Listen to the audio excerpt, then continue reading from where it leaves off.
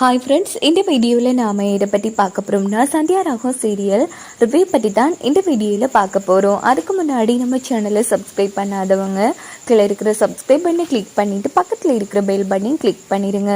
சரி, வாங்க வீடியோக்குள்ளே போகலாம். எங்கே பார்த்தோம்னா நம்ம புவனேஸ்வரி அவங்க அண்ணன் காட்டி எல்லாம் திட்டம் போட்டுட்ருக்காங்க. நம்ம நினச்ச மாதிரி எல்லாம் நடந்துருச்சுன்னு, எப்படியெல்லாம் என்ன அசிங்கப்படுத்தி அவமானப்படுத்தினா அந்த ரகுராம் இப்போது நான் திருந்தி எந்த பிரச்சனையும் பண்ண மாட்டேன்னு தான் அந்த ரகுராம் குடும்பமே நம்பிட்டுருக்கு.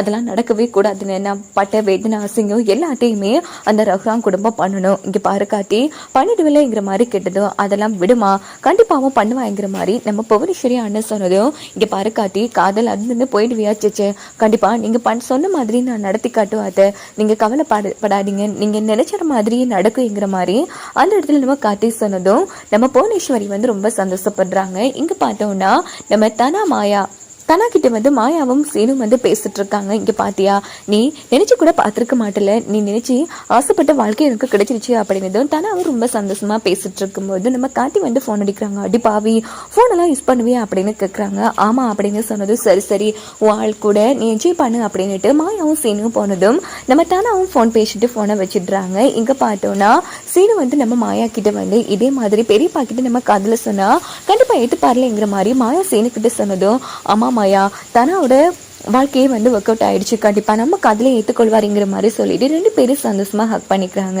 இதை பார்த்து ஜானகி செம அதிர்ச்சியாறாங்க. ஐயோ, இவங்க வேற அடிக்கடி கட்டி பிடிச்சிட்டு இருக்காங்களே, இவங்களுக்கு ஒரு முடிவு கட்டணுங்கிற மாதிரி நினைச்சிட்டு நேரா ஜானகி மாயா சீனு காதலை பத்தி ரகுராம் கிட்ட சொல்லலான்னு வரும்போது எப்படியோ தனாவோட வாழ்க்கையும் பிரச்சனை இல்லாம முடிய போகுதுமா, அதே மாதிரி மாயா வாழ்க்கையும் பிரச்சனை இல்லாம முடியணும், எப்படியும் சபையில வச்சு இது மாப்பிள்ளை பிடிச்சிருக்கா இல்லையான்னு கேட்டா கண்டிப்பா மாயா யாரையுமே யோசிக்காம மாப்பிள்ளை பிடிக்கலன்னு சொல்லியிருப்பா. ஆனா என் பொண்ணை பாத்தியா எல்லாற்ற சூழ்நிலையும் புரிஞ்சு கொண்டுட்டா, எப்படியோ மாயாவுக்கு இப்படி ஒரு நல்ல வாழ்க்கை கிடைச்ச சந்தோஷம் தான்ங்கிற மாதிரி சொல்லிட்டு அந்த இடத்துல நம்ம ரகுராம் தொங்கிடுறாங்க. இன்னொரு பக்கம் என்ன நடக்குதுன்னா மறுநாள் காலையில நம்ம ஜானகி மாயா ரெண்டு பேருமே கோவிலுக்கு போறாங்க. அங்க பார்த்தோம்னா நம்ம மாயாவோட அப்பா கிஷோர் வந்துடுறாங்க. என்னங்க திடீர்னு வந்திருக்கீங்க அப்படின்னு கேட்டதும் எல்லாம் என் பொண்ணு மாயா வாழ்க்கையை பற்றி பேசத்தான், இப்போ தானாவுக்கு வாழ்க்கை வந்திருக்கு, ஸோ ரெண்டு பேர் கல்யாணத்தையும் ஒரே டைம்ல நடத்திட்டா வேலை முடிஞ்சிடல, அதனாலதான் வந்த கையோட மாயா கல்யாணத்தையும் தானா கல்யாணத்தோட சேர்த்து முடிச்சுட்டு போகலான்னு வந்திருக்கா அப்படின்னதும்